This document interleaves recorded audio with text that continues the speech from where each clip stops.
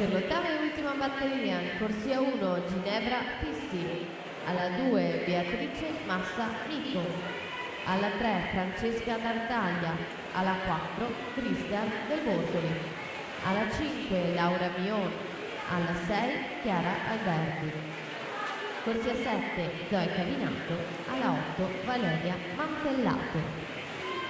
Margherita Scarpa 28,55, Solara Franchin 28,83, virata dei 75 metri con Rachele Bonora che risale col terzo 25, si mette lì in zona primissime posizioni. Bonora alla 4, Franchin in quinta corsia, viaggiano in coppia e la spunta per 2 decimi Laura Franchin 59,31 su Rachele Bonora 59,51. Quindi siamo pronti con l'ultima batteria junior femminile.